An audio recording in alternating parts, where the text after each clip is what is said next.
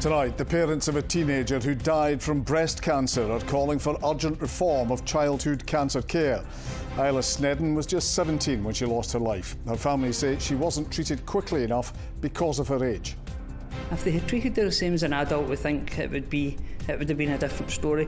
Maybe not a different story that she wouldn't have died, but maybe with more time.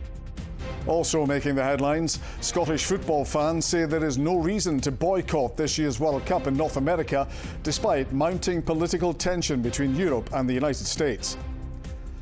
In sport, Derek McInnes says Hearts are ready to react to their injury crisis by strengthening their squad. And plans for a new mural in Glasgow, but reactions to the initial design have been mixed. It's nice. Looks amazing. Could you tell it's AI generated? Oh, it's so hard to tell these days. I mean, it's only the design that was generated. So no, I think it's lovely. Good, yeah. I think it's great. I'm John Mackay. This is the STV News at 6.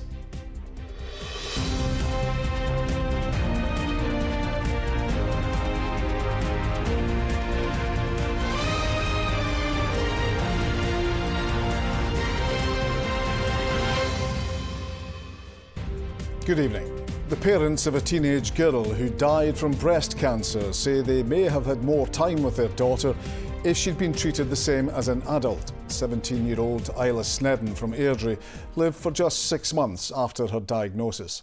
Doctors had downgraded her urgent referral because of her age. Today, her family were at the Scottish Parliament calling for immediate reform to the way paediatric cancer patients are treated. Amy Flett reports.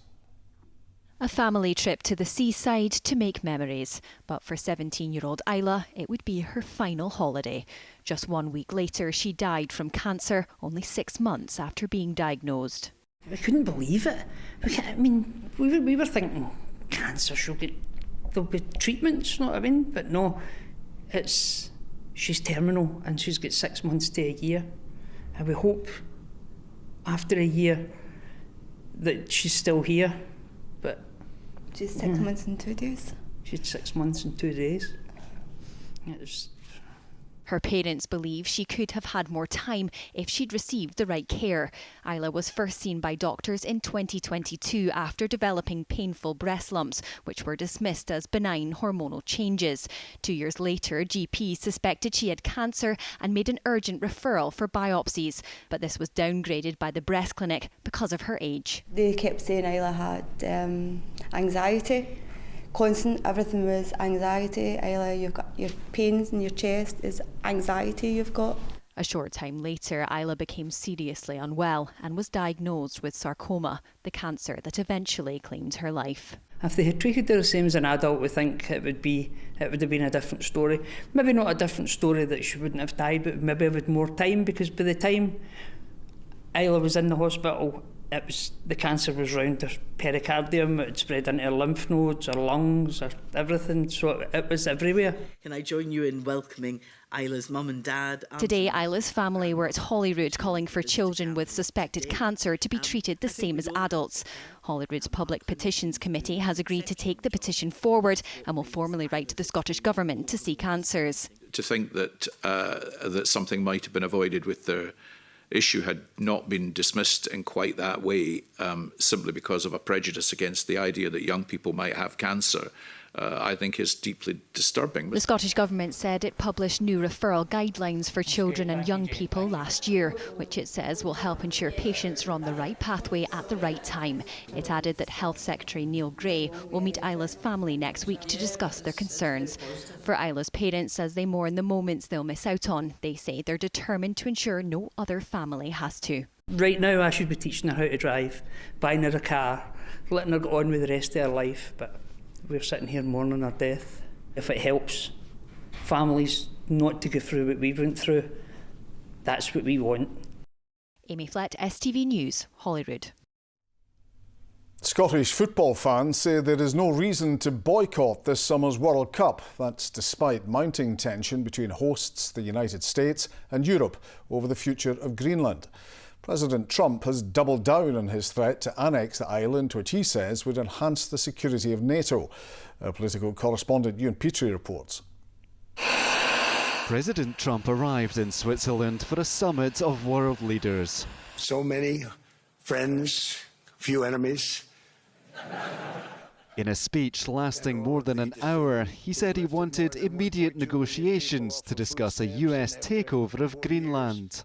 The fact is, no nation or group of nations is in any position to be able to secure Greenland other than the United States. This week, a former MP joined calls for football fans to take a stand against the president. And I think that we need to think about radical action on that front. Well, by boycotting the World Cup? Potentially. But the current SNP Westminster leader disagrees. The World Cup isn't Donald Trump's, it's everyone else's. It just happens to be getting hosted in America, along with Canada and Mexico as well, of course. But our focus should be on how we have coordinated action with our allies on the continent to make sure that we are in a position to elicit strength against Donald Trump's proposals as they stand. The FIFA president has forged a close relationship with Donald Trump, awarding him the newly created FIFA Peace Prize last month. For now, fans here are keeping their plans in place. At the moment, I don't think there's any advice to that effect, that people shouldn't be going to the US, and you know, that might change in the months to come. But I think people should. They're obviously going in numbers. They've made their plans. I don't think there's any reason at the moment for that to be cancelled. Fans have waited 28 years to see the men's national side in a World Cup. Many see no reason to wait any longer. I don't think it would make a great deal of difference, to be fair. I think that sports shouldn't be involved in politics, to be honest. I'd boycott it. I wouldn't go them to America. No. For now, though, the Prime Minister backs engagement over boycotts. Ewan Petrie, STV News.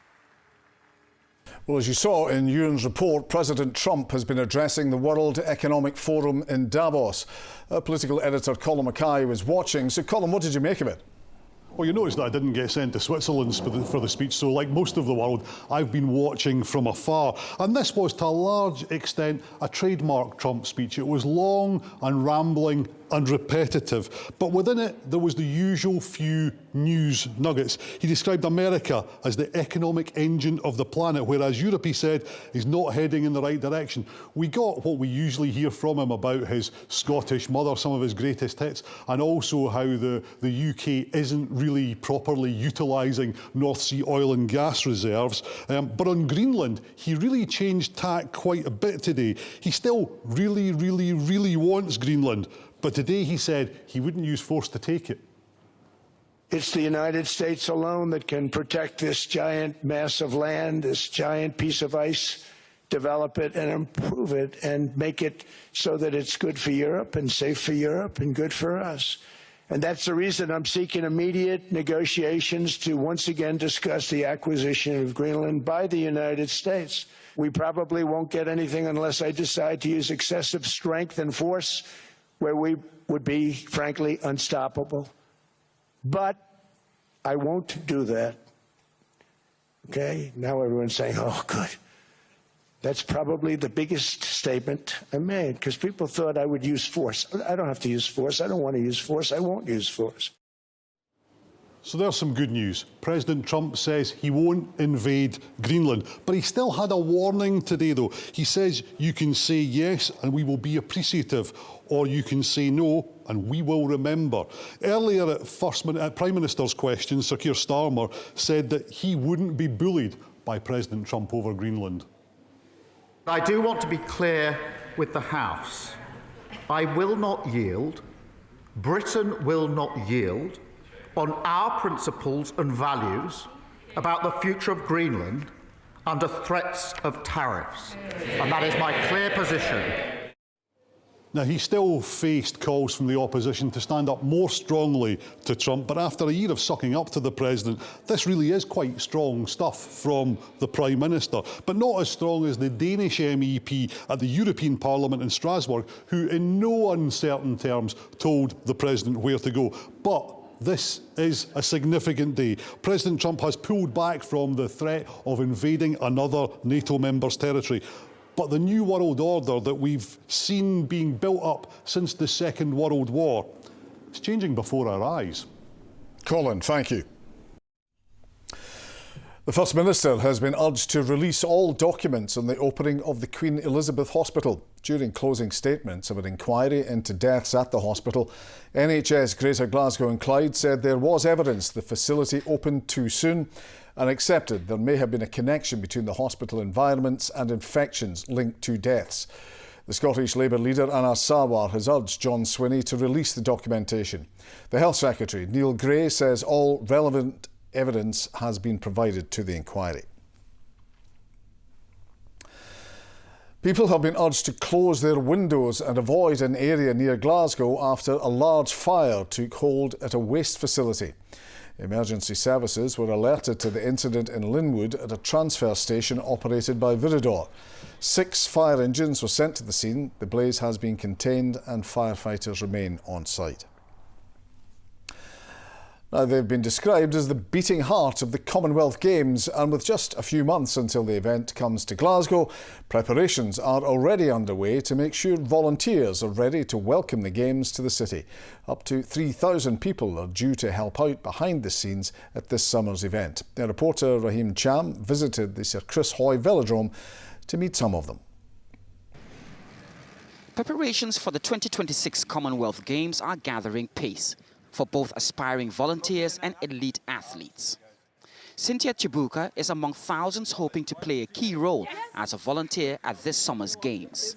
To be a part of a team that's going to bring the Games to life, it's an opportunity of a lifetime for me.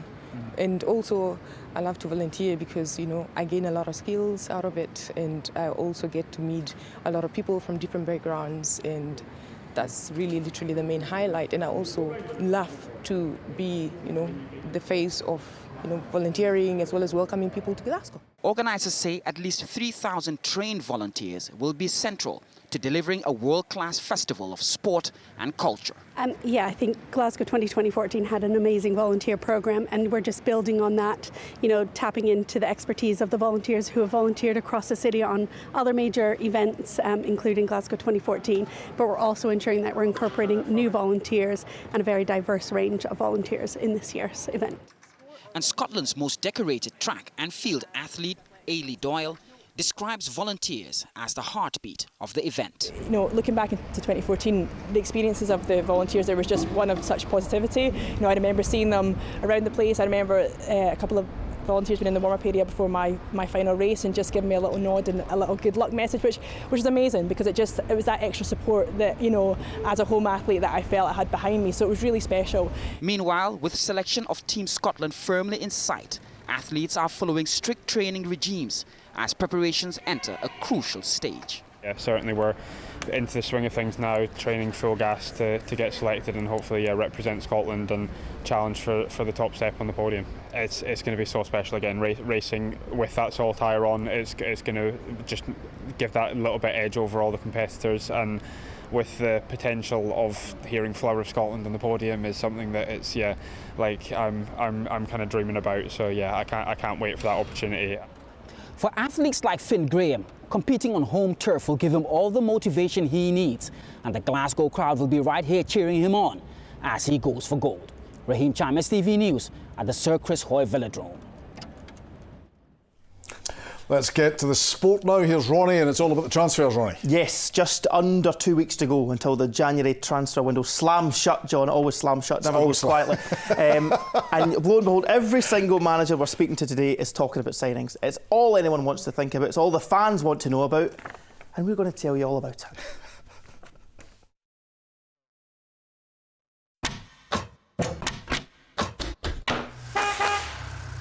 STV Sport, sponsored by the C.R. Smith New Year's Sale.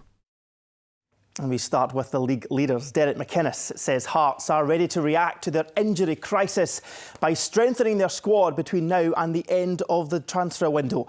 With key players Lawrence Shankland and Cammy Devlin sidelined for up to 2 months, the Tynecastle board is ready to back McInnes with up to 3 new signings as the Premiership title race hots up.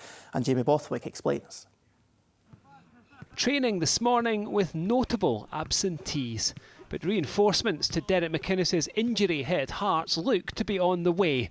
Ugandan forward Rogers Mato could be confirmed as a Hearts player by the weekend, and replacements at midfield and striker to mitigate the losses of Devlin and Shankland could quickly follow. From James Anderson, the board, Graham Jones, we've had magnificent support, and the ability to react to a situation is always reassuring for a manager that we are. A lot of time the budget's a budget, and sometimes the answer's no. This time there's people here that are keen to try and support, because we're in a strong position, we're in a brilliant position as a club, and I think everybody recognises the need to try and be as strong as we possibly can be coming out the window. For the squad, the aim is to compensate for the loss of two of the team's most influential performers. Yeah, it is tough, but you know, I think, like I mentioned before, the strength of the group is very strong. I think we all believe in each other. It's just unfortunate timing for everyone, but it's an opportunity for boys to step up. You know, it's a big game, it's something you want to be involved in, so I think everyone's got to see it as a good opportunity. Thomas Magnuson is another injury doubt for McInnes, but midfielders Oisin McEntee and Ajew are back in training ahead of the visit of Celtic on Sunday. My job's to focus on who is available. I can't do anything about the ones that aren't available. Nobody's sitting feeling sorry for themselves, sucking their thumb and thinking poor me, poor me. We've got a brilliant opportunity. We're 6 points clear. We've got a chance to take on one of our closest rivals at the weekend, and we'll be ready for them. They've risen to answer every question of their title challenge so far, but this may be the biggest test yet. Jamie Borthwick, STV Sport. Meanwhile, Celtic and Rangers are preparing for their Europa League ties tomorrow night. Martin O'Neill looks set to finally sign a striker at Parkhead, whilst Danny Rule says he's continuing to knock on the door of the Ibrox recruitment team, insisting it's crunch time for them and the January transfer window. Preparing for their trip to Italy, it's back to the football for Martin O'Neill and his Celtic players in a week dominated by talk of signings off-field. And as they head to the departure gate, a striker is finally arriving in Glasgow's East End. Borussia Mönchengladbach striker Thomas Chvanchara is set to undergo a medical at Parkhead, ahead of a loan move until the end of the season, with an option to buy. The club are still looking to add at least a winger and defender in this window, but the more pressing matter, keeping their Europa League hopes alive against Bologna tomorrow. Well, they've still got a chance of, qualifying for the next stage of that, but the Bologna game is massive now. But I think they need to qualify. When you're a club the size of Celtic, it's important that you're strong in Europe. As I said, it's just been such an inconsistent season from them. Over at Rangers, as they prepare for the visit of Ludogorets, Danny Rule says they aren't done yet in this transfer window, and the additions of the 3 new recruits have already raised the levels of the squad. I think there will be some movements in out, I think so.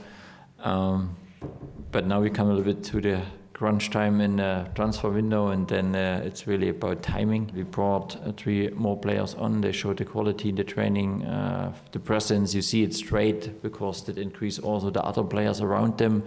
They see that some quality comes to the squad. I think that helps massive. In terms of team news, John Souttar is ruled out of tomorrow's Europa League tie with injury and will also miss Sunday's Premiership match with Dundee. Stephen Robinson has made his 3rd January signing with St Mirren, with this man, Cardiff striker Keon Etete, joining on loan until the end of the season. The news comes as the Buddies drew 1-1 at Livingston last night. The home side taking the lead through Robbie Muirhead before a late header from Alex Gogic rescued a point. St Mirren stay 10th, Livingston remain bottom, 3 points behind Kilmarnock.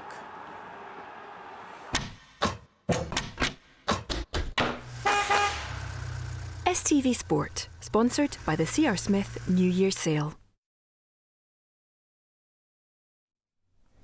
Last bit of football news, John, and it's not good news for Stranraer. They face being kicked out of the Scottish Cup after being charged with fielding an ineligible player. They play Queen's Park, they beat them, they say a tie with Rangers up, but it looks like they're heading out, unfortunately. Not great. That's tough. Not great. Ronnie, thank you for that. Thank you. Talking of not great, Sean's here with the weather. Nothing to do with Sean. I take it that's not a personal attack here. Nothing to do with you, Sean, but what you've got to tell us. The rains are coming. No, it's not looking good. It's bad news as well. But yeah, we might get some snow next week. But for now, everything that's going to fall from the sky is rain. That's not great news for us. But the worst of the rain is going to be across southern uplands. So some heavy rain to come. The possibility of flooding over the next couple of days, perhaps Dumfries and Galway, the borders. The main focus will be around the likes of Loch Awe, Loch Tay and Loch Lomond, where we could get as much as around 50 to 60 millimetres of rain the next couple of days. Rain for just now. Colder air on the way though next week, and the possibility of some snow. Let's look at the forecast. An icy start to the day will give way to a series of oohs and ahs. TUI sponsors STV Weather.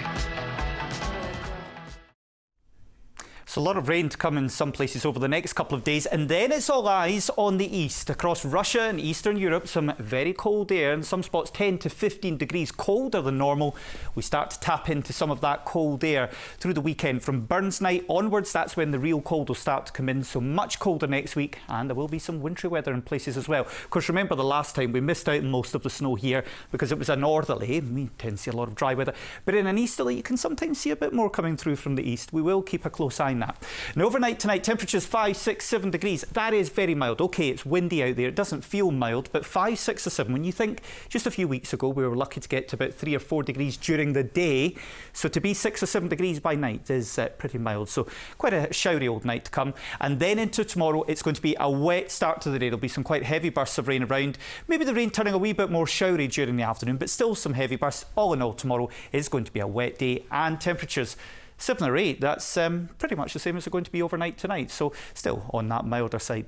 Now, given the fact we're in this southeasterly airflow and we see that rain piling in, the southeasterly brings most of its rain to eastern parts of the country, whilst across lights of Ayrshire, the Hebrides, parts of the Highlands, we're always a bit drier and brighter. But the further east you go, we hang on to rain and strong winds before that colder air moves in next week. TUI sponsors STV Weather.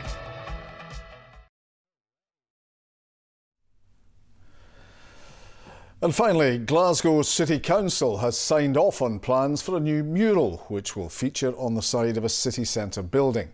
But some have criticised the initial design, which was created by artificial intelligence, and say this undermines the work of real-life artists.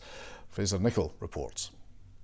Glasgow has some of the best street art in the world, with a multitude of murals bringing a splash of colour to forgotten corners of the city. This is a rough concept of the latest one, showcasing rural Scotland. But it's caused backlash, more specifically, the computer bot that made it. That's all right, kind of looks AI generated. It is. What wonderful. Was that the game? It's not hard to tell. I mean, it's only the design that was generated. So no, I think it's lovely. Good, yeah. I think it's great. Yeah, it's nice. Looks amazing. Could you tell it's AI generated? Oh, it's so hard to tell these days. Yeah, not for me. Get young local artists. This idea of an AI-generated mural in the city centre certainly has caused a bit of a stir online, but it maybe doesn't tell the full picture. Those behind it have stressed to us that AI will play absolutely no part in the final design, and that a local, reputable mural artist will effectively have a blank canvas to work with.